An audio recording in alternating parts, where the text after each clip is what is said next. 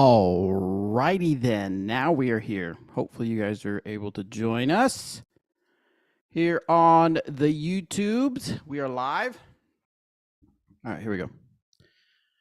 So we are live. We got to figure it out. So I had set up a new account with Class Discs for Zoom, and I'd forgotten that you have to turn everything on. You have to say allow live streaming, then you have to connect it to the YouTube account. So we are live for sure.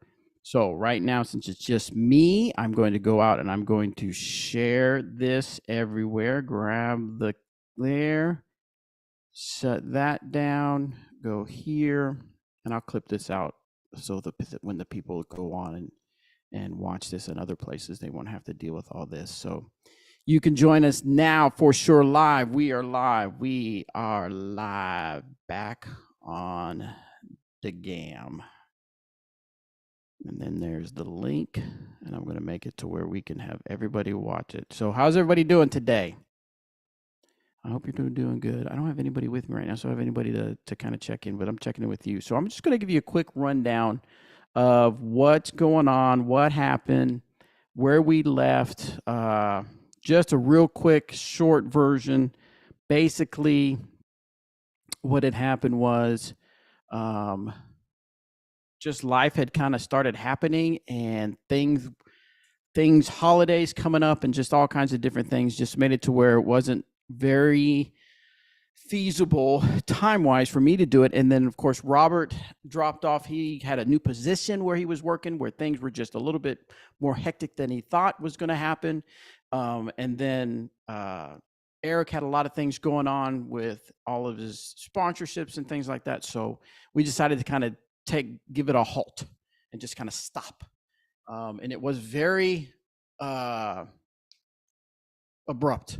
We didn't announce it. We didn't say anything. So I apologize to our viewers for that, that we just all of a sudden kind of fell off the earth there.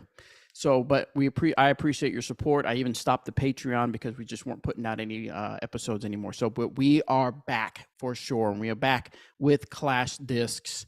Now, this isn't going to be only Clash Discs. This is going to be Clash Discs is going to be a big supporter, a major part of it, but it's not just like Clash Discs is an open bag.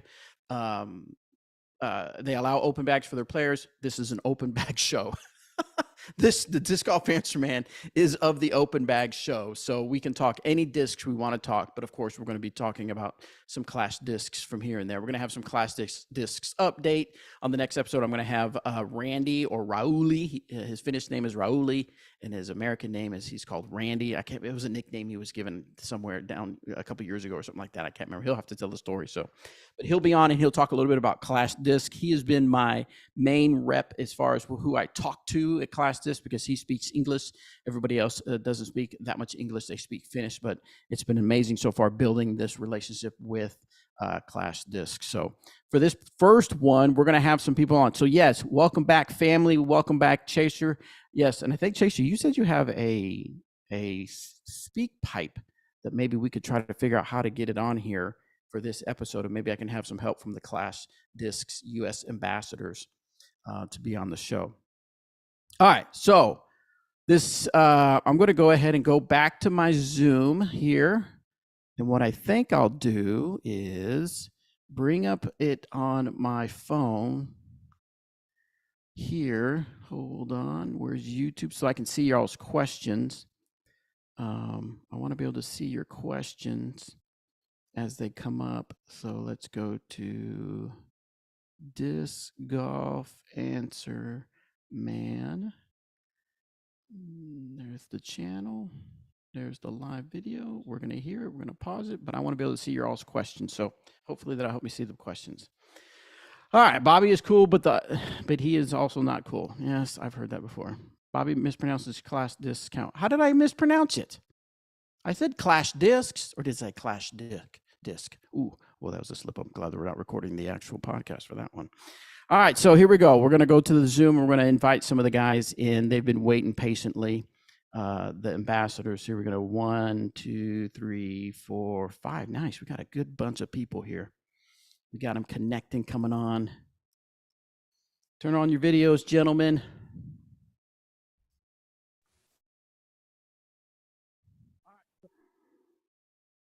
going on, everybody? All right, I got you. Hey guys. Uh-oh. Yes, I did, Well Pants. Yes, I did. I've been out of practice talking, apparently. Gentlemen. Okay, if you guys are watching the show, make sure you put it on mute. Thank you, Heiser Wizard. I'm feeling good. All right, now if we can see Anthony. Oh, you're the new Anthony. Anthony. I can't say the name Anthony. You have to say it Anthony. Anthony. If we can get you on camera, Anthony and Cody Walker, that'd be fantastic. How's everybody doing today? How you doing today, Mitch? How to do this? Dude, I'm doing well. I'm just glad I didn't wear a black hoodie with a C on it, you nerds. Got him. Says Nice the man hat, with the big buddy. C on his hat. Yeah, My video live? We got you now, Cody Walker. Is my camera working? Yep, I can see you. It Okay, is. kind of There tech he illiterate is. over here. A little bit tech illiterate. Nice. Can you guys hear me all right? Who's just- Not- Yeah, I can hear you guys. Okay, that's Anthony. Okay. Cool. Okay, Yeah, this is yeah. gonna be interesting trying to do this without everybody talking over each other. So, okay, so what I'm gonna do? Hold on, I'll create the intro later for the actual audio. We'll just get going with the people here for the video. Let's see. I'm gonna hit record so we can record everything on audio, and then I will go in and I'll do the intro later because I might even get some new music since this is kind of a new era. Another new era. Tasty. I got your All right, let's music start guy, with- Bobby. Do I? I'm the music guy. Yes, I love music. I said I got your music guy. Oh, you got my need a music? guy. I got okay. you. Okay. I'll We'll see just what grab you one of the guitars behind me and start shredding. Nice. All right, so let's start this out with you guys introducing yourself. We'll start with you, Mitch. Tell us real quickly a little bit about yourself and what you do for disc golf. Yeah, my name is Mitch Phillips. I'm from Atlanta, Georgia. Been playing disc golf for, 11, 12 years now. And really been just taking over my life slowly in a good way, but also not maybe the best way. But do a lot of things for disc golf. Been playing for a long time. Always been an athlete. And so just played soccer for years and thought disc golf would be easy because I've never used my hands before, and been doing that for a minute. And yes, I work with a bunch of different things. I don't know how to answer this question, actually. I hate going first. So, or I don't know. That's a very vague question. No, I think you answered it well. You did a good job. You're Yeah. doing fine. You're doing fine. Let's jump over to Cody Walker. Tell us where you're from and tell us a little bit about what you got going on with disc golf. Yep, obviously name's Cody Walker. Everyone just calls me Snacks. That's my nickname. That's why I was super hyped to be throwing all the Clash discs because it's just like my snack pack. So I love that. Nice. Love that. Mitch helped me come up with the snack pack. So shout out Mitch for that one. Nice. Yeah, I've been playing for like a little over 2 years though. The first 6 months I didn't really hook because I didn't even know there was flight numbers. Just kind of went out there and was just throwing discs with some friends. Got into the flight numbers and stuff and was just absolutely hooked. Pretty much only been competing for like the past year. Looking to compete a lot more this year. And I just try to stay really active on social media, get people just interested in throwing and trying to just show like the vibes of all the rounds with the homies and stuff. Love it. All right, I'll move over. Now, this is because the way I see it, I'm sure yours is different as far as the squares going on, but this is how it's seen for me. So we're going to move over to Carl Atwell. Of course, I know Carl Atwell pretty well. We've known each other for years, but tell us about yourself, Carl, and what you got going on. Yeah, so you guys can hear me, right? Yep. Cool, awesome. So I started playing disc golf back in 2016. Was about 2 weeks in, and a buddy of mine took me to what was now the LVC, but back then it was still Gentlemen's Club Challenge, the GCC, and got hooked immediately watching pros bomb it 500 feet, and I was barely throwing 100 feet at the time. Really kind of hooked me into disc golf. Jumped in very quickly, became the president of the Las Vegas Disc Golf Club, ran that for a little over a year, and then fast forward 2019, I moved to Emporia, kind of chasing the dream to work for a little disc golf company out here. Met Bobby while I was working there. Became friends with him. We, obviously you guys all know that we've all gone our separate ways from that point. But kind of reconnected with Bobby over sharing some Clash disc love on social media and told me that he was doing the social media thing for those guys. And then fast forward to now, got offered the ambassador gig, and I'm loving it. I really, after my time with the DD out here, I kind of took some time off of disc golf, and diving back into Clash really kind of rekindled my love for the sport. I've been having so much fun learning the plastic, and really getting back into kind of getting things together and running things for our community again too. So I just kind of forgot how good that all felt. Awesome. That's fantastic. All right, we'll go over to Mr. Cody Wingett. How's it going, guys? Cody Wingett, obviously. From the Pittsburgh, Pennsylvania area. I've been playing disc golf for like 13 years now, I think. And, I've done a lot locally with our club here, serving on the board in different positions, helping us become nonprofit, things like that. I've been like course promoter, doing coursework, helping getting new courses installed and course maintenance and all that stuff. And then, one of my passions is, growing grassroots, small companies, things like that. So there's a local disc golf company here, Camber Discs, that they do a lot for the community, and I've partnered up with them and running a bunch of events every year and trying to grow the game. And I thought that Clash Discs would be, a great partner as well, because they kind of have that small family vibe and that I love. And I wanted to be a part of that and, help grow Clash in my region and, loving disc golf. That's awesome. Dude, And I then, need of to go course- again. Y'all giving this whole That's thing. why you don't I was like going at I was first. like, I've played for 12 years. What do you want from me? Good God. No, You should have brought one of you should have worn the lame hoodie with the C on it. Then Yeah. you would have fit in. That's true. I didn't know we All were right, well- giving our biography. All right, we'll come back to you, Mitch. Let's Goodness. finish up with Anthony, and then we'll come back to you for a redo. We'll give you a mulligan, Mitch. We'll get you the Deal. one mulligan you got. Deal. All right, Anthony, He tell us just, about got yourself. his nickname. Yeah, mulligan. There you Yeah. What you got, Anthony? Hey, Anthony Taylor, born and raised in Baltimore, Maryland, starting at the beginning of it, right? I was probably like first grade when I really, just kidding, I was giving my bio. No, but Anthony Taylor, I'm from Baltimore now. I live about an hour north of Baltimore. I'm like smack dab between Baltimore and Philly. Started playing disc golf in the beginning of 2019 after getting off of some long hiking trips. A buddy of mine who I used to hike with was playing disc golf pretty actively for a while. He started to install a course here at our local park. And it was really before I understood the sport at all. I was just throwing discs because they were kind of forcing me to hang out. And then, I started helping him out with the building the course. Once it was in the ground, I just saw how crazy people were and how I never saw anybody playing disc golf. And then we had a course there and it was packed every single time I was there. That really just blew my mind. So I started kind of getting out there to try to understand what it was. Man, the bug bit me, and I've been hooked ever since. So I play almost every day. If I can get out every day, I am. I have a 3-year-old son now, so it definitely slowed down. But as far as I'm still helping out with the local community. We got a pretty cool club here, Cecil County Disc Golf Club.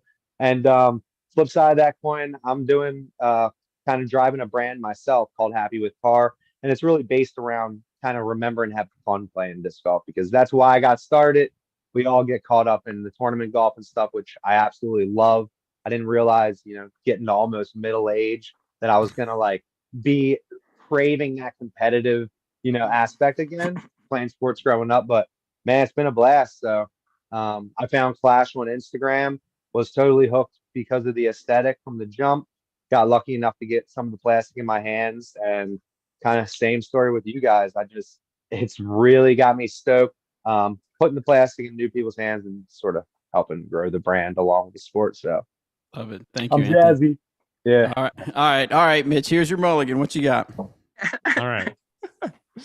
Oh, goodness. My name is Mitch Phillips. I'm from the Atlanta area. I've been playing disc golf for, 10 plus years now. I got started with a bunch of friends, and my dad was like, hey, let's go to local sporting goods store, find something to do. And just was terrible at it. The disc literally went backwards the first time I threw it. But it was the first thing like in my life that hadn't been like, oh, this makes sense immediately. Disc golf was hard at the beginning. So I got really obsessed with it like we all did. And this was during a time where there really wasn't disc golf media. There wasn't YouTube. There wasn't stuff. It was like 2011-ish, so it wasn't really happening.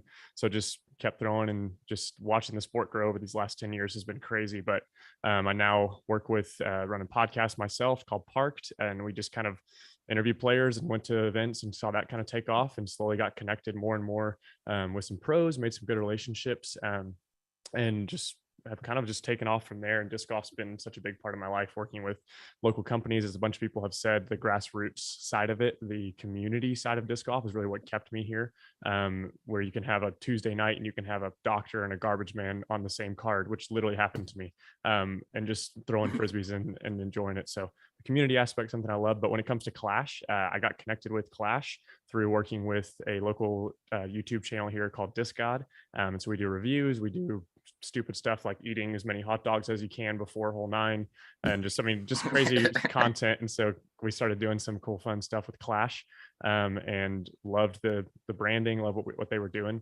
And yeah, so just thankful to be able to be a part of the team. It's definitely a bucket list dream, as I noticed, for a couple of us here, to get this sponsorship and be a part of something awesome and be on the ground roots of it. So happy to be a part. Yes, fantastic. Thank you.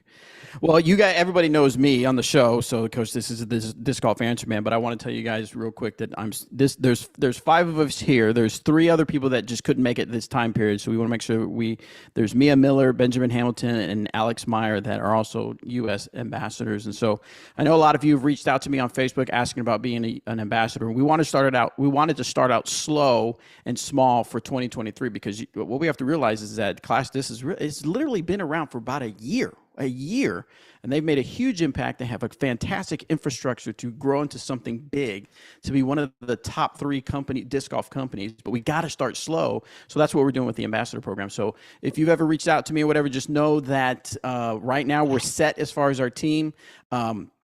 But as we grow, there'll be more opportunities down the road for sure. We just got to have a little bit of patience, give it a little bit of time. But for these guys right here and the other ambassadors out here, I want to know that I am super excited. You guys were handpicked. You may have felt like all of a sudden I got a message from Bobby, but I had been watching you guys and seeing what you're doing, or I've known you and just seeing what you're doing out there for disc golf. So I'm super excited and pumped. You guys, as part of the U.S. ambassador team, we're going to do a lot of things in 2023 and beyond for sure. Let's jump into some of you. Like you said, you've thrown some Clash discs. You've known about Clash discs. Some of you have that now you're getting familiar with it. Carl mentioned he's just loving feeling the plastic. Let's start with you, Snacks. Give us a couple of the Clash discs that are just like, man, I'm really loving these 2 particular discs in the lineup. So if you've looked at my Instagram at all, you know that like I will not shut up about the Ginger. Jacob Curtis Cupcake, he's kind of like a big deal in our area here locally. So when he got sponsored by Clash, they kind of just like exploded on the scene over here. Immediately loved like the hand feel of the plastic. I seriously don't shut up about this thing. I talk about it too much. It does so much for me. This plastic is like, I've heard people say it's like real torque resistant, and I feel like that's so true. This thing kind of like fits the spot right in between like a Firebird and then like a perfect Thunderbird. Like if I throw it like a little bit slower, it's definitely like more stable, and I can get it to be just like my Firebirds. And then faster, this thing is it's perfect. It will hold the line straight and then dump at the end. So yeah, I love this. And just seeing like Jacob throw this stuff, when you see him throw in person, you're just like, okay, I want to be throwing whatever he's throwing, So that was the Ginger. And then my other one is the Popcorn. Just ace with this one. I know Nice, Mitch has got some aces with some popcorns too. So this thing is just like the best point and shoot disc. I like literally just throw this thing straight. It's so nice. Hyzer flips perfect. If you put like a little Annie, it kind of holds that too. Like the steady plastic is phenomenal. Just everything about their plastic, and especially like the names too. Everyone calls me Snacks. So as soon as like I could be throwing discs that were named after foods and snacks, I was 100% in. I was sold right away. So I feel like also this thing, me and Mitch were talking about it a little bit yesterday. I kind of just started throwing it, and it is money, like money.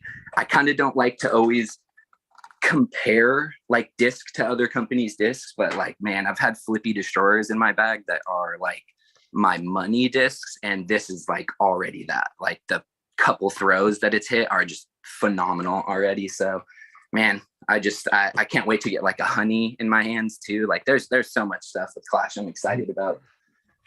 Excellent. All right, Cody, wing it. Tell us a little bit about now. You've thrown a lot of discs, I know, from different companies, because how I work with you is through Disc Golf Examiner and Brian Keegan. Shout out to Brian, great guy to work with. But we used to say, when I was at Dynamic Disc, we used to send you discs to do reviews, because you used to review a lot of discs. So tell us kind of the discs you're really leaning on as far as Clash discs. Well, first off, who did the dive on that popcorn? Because that's sick. Dude, that's my friend Dom's Dies on Instagram. He really does do some nice dies, and the steady plastic from Clash accepts dye so well. I've seen like a bunch of people in the Clash group posting their dies, and man, like this plastic just really does accept dye like really good. So thanks for noticing that. That's super cool.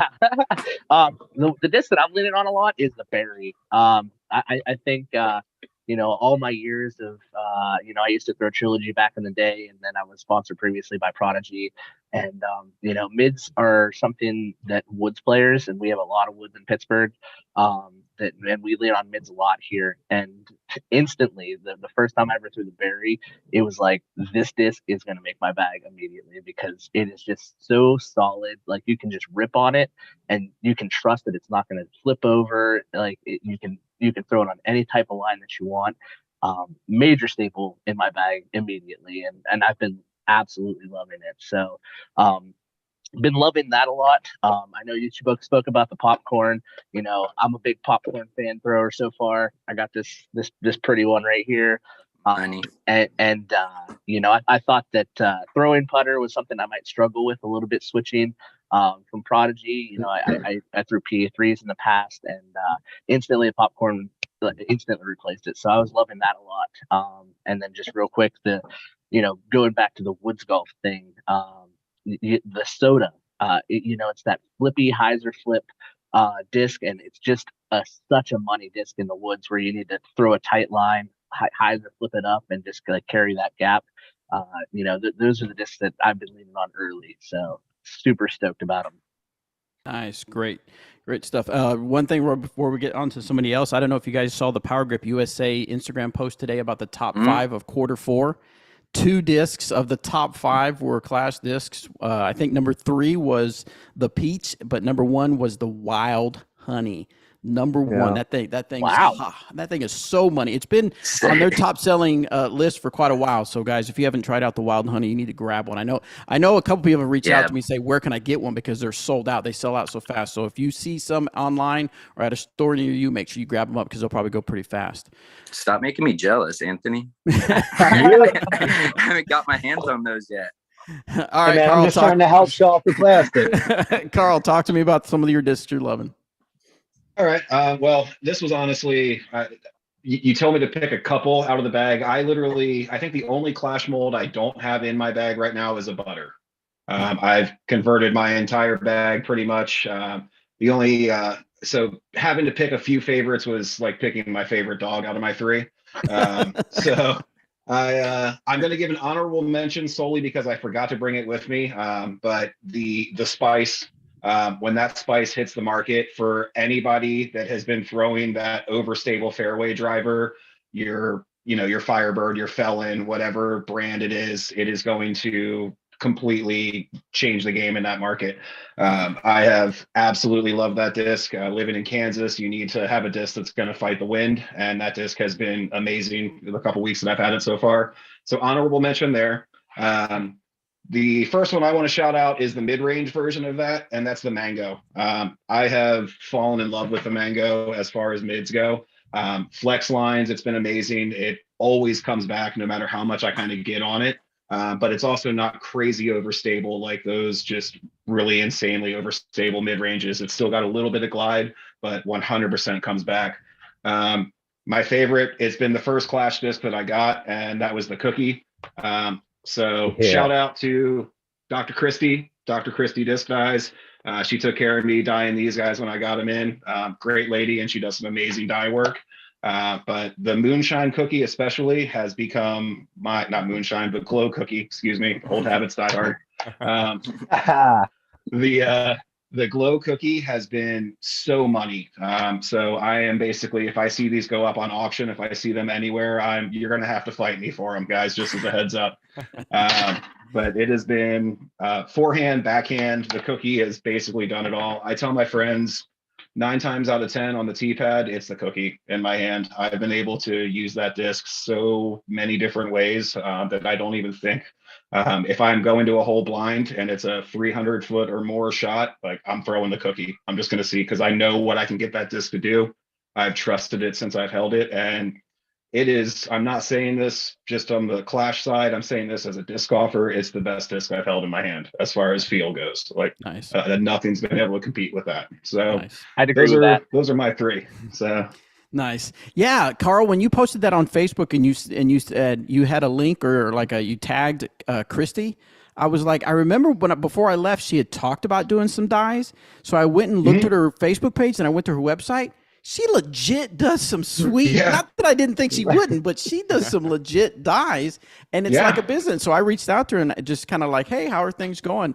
She's a doctor, and she's looking to only do dies. Her dies are doing so well. She's going to do the dies, and she sells blanks, and anyway, she was like super stoked about it. And I thought it was awesome. I love seeing things like that happen in disc golf, where people take a passion of theirs, a hobby of theirs, and they turn it into something that's they can live off of in disc golf. I think that's amazing. So, okay, so we got 2 more people left, Mitch and Anthony, but you guys take a break real quick, because we're going to go over something real quick. Just take a break from this. Today is player ratings update. Give me a thumbs up or a thumbs down. Did you go up or down? Did you need to go look at it? Who went up in their rating? Who hasn't played a tournament in 8 months? Yeah, yeah. Mine stayed the same. I haven't played an event since it's winter here. Oh, okay, so everyone is the same. No big up or down on it. I should have went up, but my rating didn't get updated. And I think it's because like I'm playing a series here at home, and I think they just update it at the end of the series. Okay. Sometimes they've updated it during. So sometimes I've gotten like midway updates, but yeah, so far I didn't get an update today, unfortunately. So no big changes. So who on here is like really watches their rating, is like really a ratings geek? Be honest. I go pretty hard. I've been in the geeking ratings. out on it. Yeah.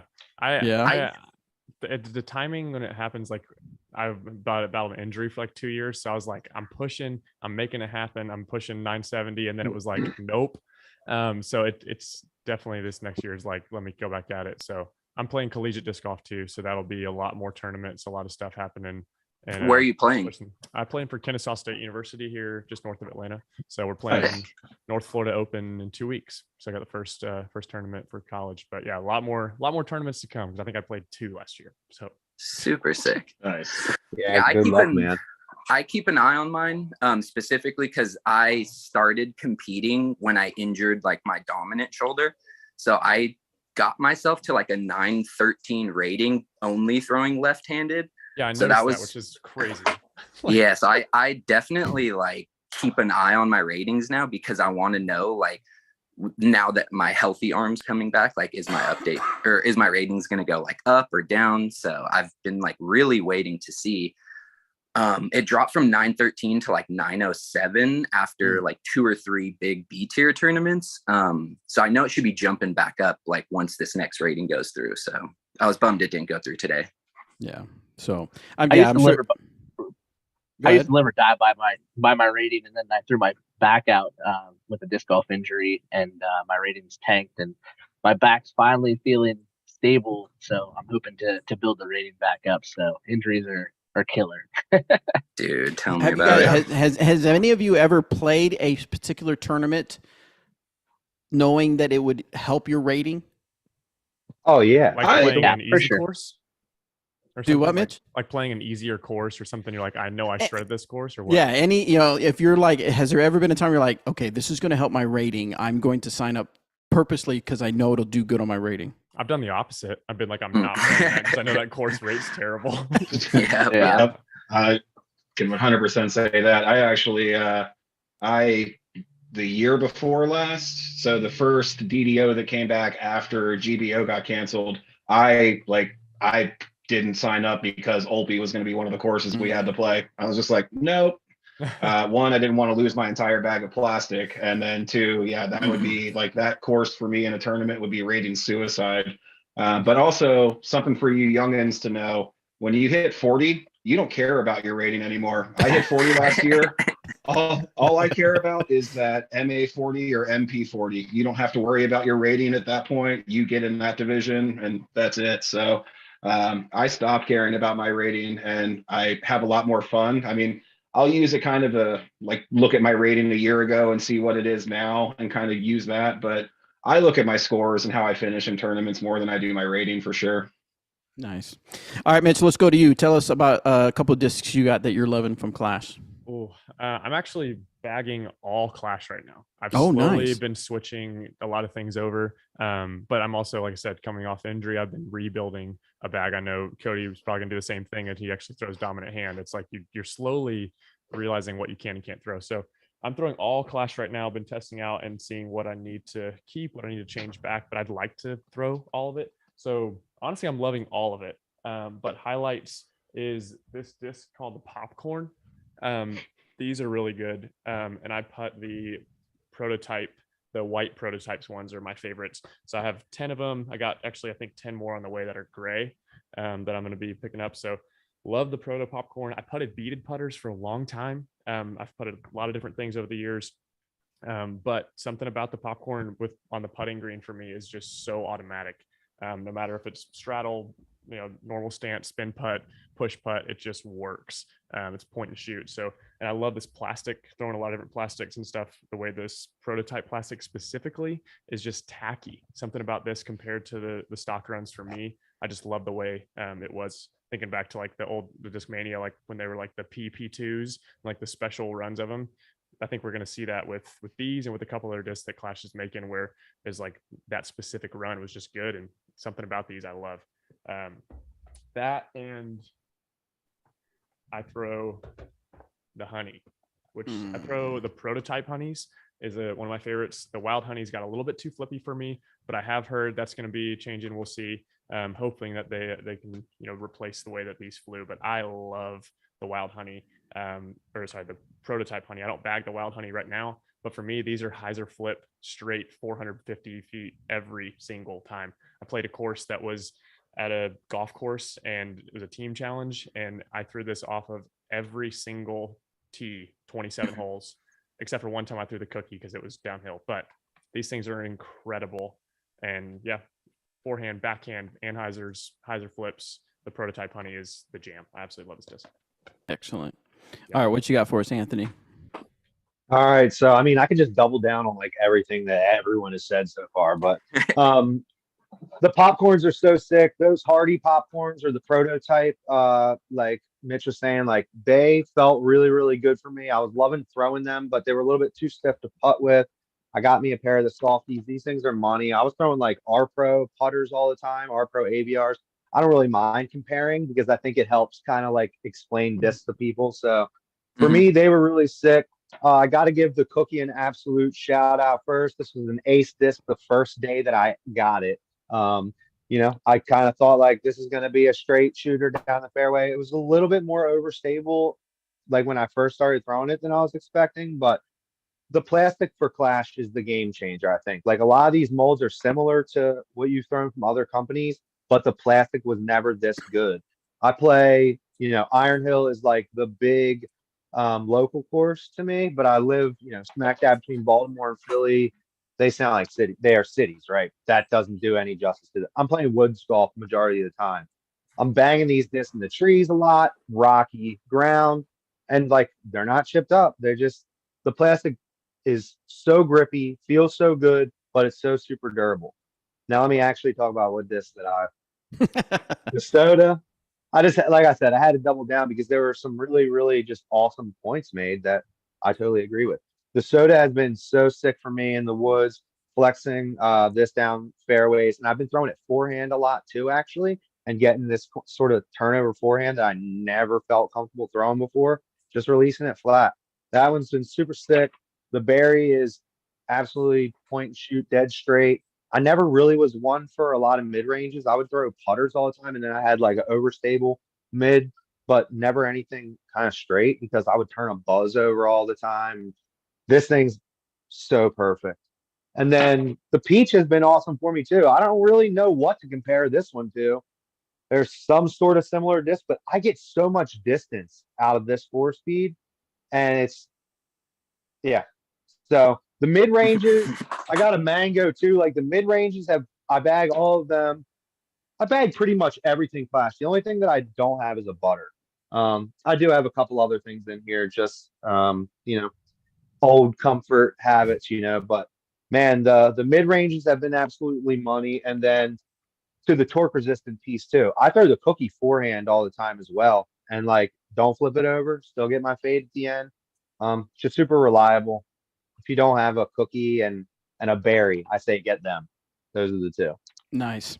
Well, I'll just do mine too real quick. You guys have done a much better job at explaining the flights and everything than I would ever do. But just for me, I know a lot of people say, hey, I throw like you. I don't play very often, so I'd like to give my takes on it. My two favorite right now is the peach. I say that I agree with everybody on the peach as far as getting that distance.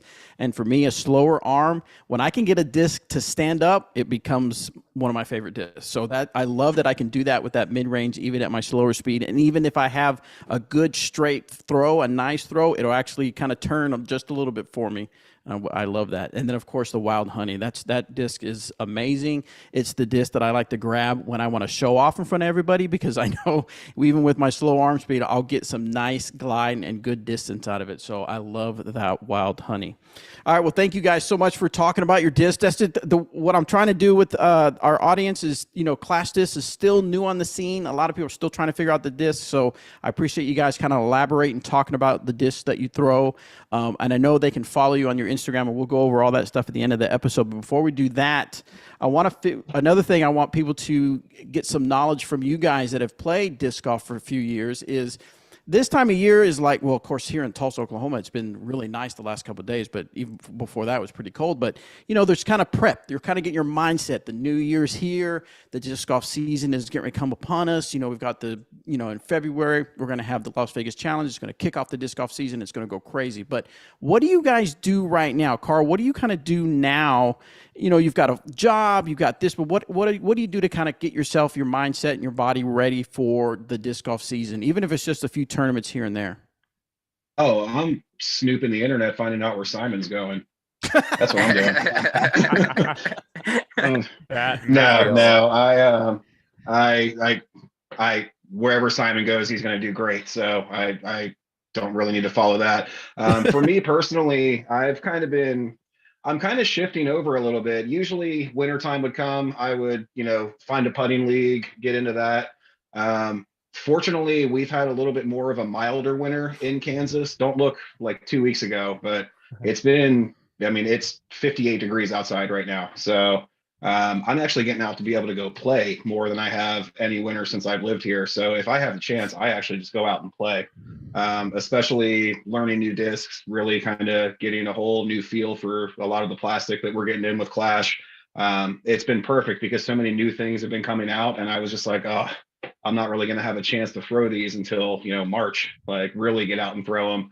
And I've had some days to go out and do that. Aside from that, I really just kind of look at opportunities to get more involved and get things. I want to find better ways to expand disc golf around town and not just through the one avenue we've had. I really want to find, for people who like to throw other plastic, want to find other avenues for those people around Emporia and around the other areas to really kind of get out and enjoy it and find an outlet for them to throw the things that they want to throw. So really kind of diving in this year, trying to properly set up an Emporia Disc Golf Club is kind of my goal for 2023. So I'm basically just looking at avenues to start that. That's kind of been my off-season prep this year. Nice. Mitch, when you practice, are you more of a, let me just go play a bunch of rounds and practice, throw 2 or 3 shots, or do you go out to a field and intentionally throw discs? I do a little bit of both, I think. From the kind of sports background I've had, I see like there's times when you want to play and you just want to get out and do that. You just want to play. But I think when it comes to, we talked about ratings earlier in the podcast, and I think when you think about, I want to progress, for me, disc golf and is something that I've always wanted to progress in, and something like I need something to work towards. So a lot of times I'll go out with like an intention to say, I'm going to work on this thing with my form. Today, I want to lead with my elbow. I want to keep my arm a little higher. Today, I want to throw only mids and putters. So I'm going to play a shorter layout. I'll do a lot of that kind of stuff purposely. But when it comes to off season, like working and practicing and like disc golf stuff, I've actually probably played a little bit less lately. And my goal this off season has been mobility, strengthening, and injury prevention has been like my big things. So I'm actually doing a 12-week program designed by these guys in Canada called Ready Disc Golf. That is 100% for disc golf, designed by these guys who are physical trainers and it's so intentional of everything that I'm doing. They shared it with us on the Upper Park team as kind of a, hey, test this out. Last year it's picked up. So Ready Disc Golf has been absolutely kicking my butt. That and a lot of Apple Fitness yoga, been just focusing on mobility and strengthening and being intentional with the way I'm prepping my body for disc golf. Especially, as I'm getting older and previous injuries, that's what I'm doing more of. But on the course, going out with intention. Off the course, really making sure that I'm trying to be in the best shape that I can be. So gotcha. Who on here has maybe not this off season, but another off season where you've dramatically changed either your drive, the form on your drive, or your putting style? Has anybody like done any dramatic changes in an off season? So this will be my first like actual season. Like this is my first like off season, I guess you would say. This will be my first like full season this year coming up competing. But yeah, definitely like I've had the awesome fortune of playing with Jacob Curtis Cupcake like the last couple days, and he's got me like really focused on like my putting. He's a phenomenal putter. I feel like that's like the biggest thing that I've changed would be my putting form and just putting more spin and like more intention on the putts.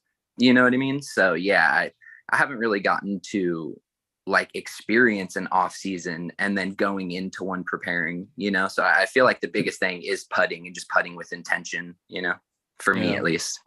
Yeah. Last year. Oh, go ahead.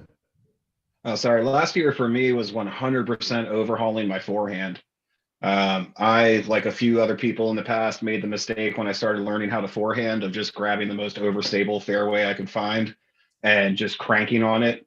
And that is the worst thing you could possibly do, to learn a forehand throw. So I completely broke that down last year.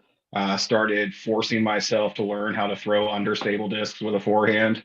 And that was a game changer. Like I went from being a predominantly backhand player to basically I'm 50-50 now on the course of if I'm going to throw a forehand or not. So Anthony, so now that you become a Clash disc ambassador, and then it's like, okay, let me check out some more of these Clash discs and how they work. How does one do that when they get a new disc, a new mold? What was your process to say, okay, let me see what this thing does, let me see how it works in my game?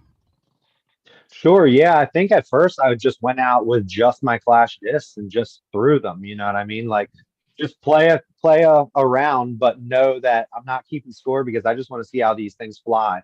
Kind of having an idea based off the flight numbers of what's happening. But then, I'm mixing them into my bag. This past year, I was playing tournaments with, the Clash discs in my bag. Once I kind of got familiar with them. Oh, my bad. Once I kind of got familiar with them, I'm getting hype over here. Yeah, but once I got familiar with the disc, I don't think it was much anything except for what I was thinking about a lot to kind of sidetrack the question, but still on topic is a lot of it for me has been kind of mental of really like once I'm throwing that disc and I know what it does, being able to commit to my shot and just throw it without getting myself worked up if I'm playing in tournament setting or something like that. So yeah. Can I touch on the just like things that you're working on too? Yeah, absolutely. Yeah. So I was going to say for me, like, and this goes back to the ratings question too. I kind of started playing competitive disc golf as soon as I started playing disc golf. I started signing up for tournaments and stuff. And I think for me, I got a little bit worked up and would end up throwing kind of pretty crappy in those tournaments and end up with, a lower rating than I thought I was capable of or where I set my standards, right? So that's why the ratings thing has kind of been a big deal for me. And then talking about off-season prep, I think, as far as my form goes, I've got decent form, but there's just little funky pieces here and there on my forehand and my backhand, not keeping a power pocket open. My X step's a little silly looking, but if I get into like focusing on changing that stuff too much when I'm playing rounds, it just kind of gets in my head. So I think like knowing when you're going out, being intentional. When you're going out, are you going out to play to do field work? Or are you going out to play around? When you're going out for a tournament, are you going out to play in a tournament and have a lot of fun with friends? Or are you going strictly to boost that rating? And just kind of being aware of yourself in the moment, aware of the disc in your hand, being intentional with your next line, and just for me, once again, having fun too. Like I definitely want to get better, but I gotta take fun seriously too. So Yeah. and I think, when I'm getting other people into disc golf, whether I'm, showing them Clash or I'm just showing them the game for the first time, like I want to make sure that's translating. Yeah. Nice. Mr. Wing It, let's talk putters. Okay, so yeah, putters specifically. Now everybody gets, they have their favorite discs, they have their go-to disc, they have their disc they're comfortable with, they have their bag, but putters seem to be in their own category. How does one decide? Because there's kind of a thing that me and Terry Miller have talked about before, and we kind of agree in that you could make just about within 10 to 15 feet, you could just about make any putter work. But when you get outside of that, that's when you get more of like, this putter works better for me. What was your process in figuring out a putter for you? Right. So, I mean, I haven't been picky in my entire career of disc golf with like a certain putter, whether it's beaded, unbeaded. It's just what feels good in your hand at the time. And, obviously, like you said, whether you're 10, 15 feet away, it shouldn't really matter. It should always go in the basket, right? But the farther you get out, I don't necessarily change my putter the farther I get out, but I kind of change like the release angle. So, I know a lot of players, they'll go to a more understable putter the farther they get out. I'll just change that release angle a little bit, and adjust that way. But, whether it's a beaded putter or a non-beaded putter, it's just what feels good in your hand and getting used to that same release point for the type of distance that you're at. It ultimately goes back to the practice putting, and that's something that I pride myself on. And there's a local putting league here, and I'm sure there's a bunch all over the place. And it's like, get out and just go putt. That's the hardest part of the game. And as long as you're getting the reps in, you're going to get more confident. And no matter what distance you're at, and it's about finding that happy point where it's coming out of your hand the way that you want. Nice, excellent. Anybody have any last points they want to make as far as off-season prep? Yeah, have Not fun. really. No matter what your prep is, just make sure you're still having fun while you do it. If it stops becoming fun, find something else to do until it becomes fun again. Yeah. Don't let disc golf ever become a negative thought in your head. Yeah. What you got, Snacks? It's not disc golf related. I just noticed that I like all you guys' facial hair. I feel like I'm slacking. It's like a bare face here. You guys all got. How did you get on the team? Dude, for real. Next time I'll have something going on next time. Promise. You're the 1% that can rock a bucket hat and not look dumb. So that's you're living that dream. Count me in. Nice. All right. Well, thanks, gentlemen. The one thing that I really enjoyed, the last couple of years in Pittsburgh is we started a winter league here where it's like a 20-man team. Each course has, and I know other areas have this as well, but they're like 20-man teams, and each course has a team, and you battle each other through the winter, and we kind of made it into like a community event. So like each team, it's like a potluck, so you'll play one round, you'll have a potluck lunch, and then you'll break for a round two, and it's just about getting people together over the winter, getting some reps in, and having a good time, and focusing on that fun part of the game. So I think that's something that's a new addition the last couple of years to my game that I think of, it takes the pressure and like the everything off. Like it's not a tournament setting, you're having a lot of fun, and it's a good mental break from disc golf. Awesome. I got one more thing to end as well.